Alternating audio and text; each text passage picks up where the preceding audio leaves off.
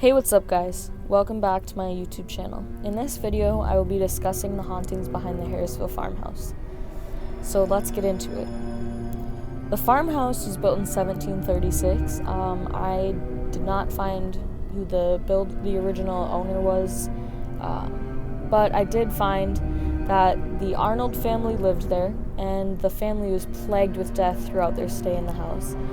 It started with Sally Arnold and two of her children, who died from typhus in 1848. The next recorded death was Prudence Arnold at 11 years old.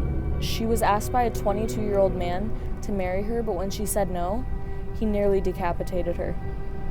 The next death was a suicide of Susan Arnold, who hanged herself in one of the closets in 1866.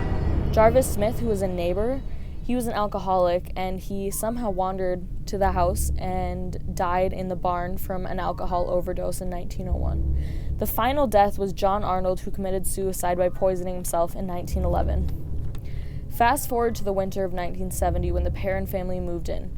Roger, Carolyn, Cindy, Andrea, Nancy, April, and Christine. They immediately started having experiences, starting with one of the Perrin daughters came to Andrea, the oldest daughter, saying that there are 7 dead soldiers buried in the walls.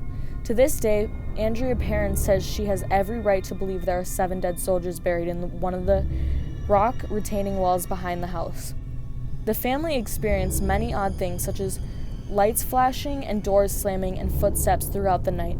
Ed and Lorraine Warren arrived sometime in 1973, and throughout Lorraine's walk through the house, she stopped in front of the wood stove in the kitchen and told the parents she felt a malevolent presence in the house, and her name is Bathsheba. Now, Bathsheba never lived in the house. She lived about a mile down the road. Lorraine picked up that Bathsheba was a practicing witch, and she killed one of her children with a sewing needle in front of a fireplace in the house. We don't know if this is true or a vision Lorraine just saw. Lorraine also said she was a witch, but there are no records of Bathsheba being a witch. Lorraine truly believed that Bathsheba was the main cause of all the hauntings. Fast forward to the eve of Halloween in 1973, when Ed and Lorraine and their whole crew came to hold a seance because they believed Carolyn was oppressed, one step away from possession. The seance ended with Carolyn being thrown from her chair, and that was the final time Ed and Lorraine were in that house. The parents lived there a total of 10 years, and it ended with Carolyn believing that she wouldn't survive another winter in that house. They moved out in 1980. Fast forward to June 2019 when the Heinzen family moved in. Corey Heinzen is a fellow paranormal investigator, and him and his family have reported seeing the dark presence that the Perrin family saw nearly 40 years before. They say that doors will open and close and the lights will flash in rooms with and without light sources.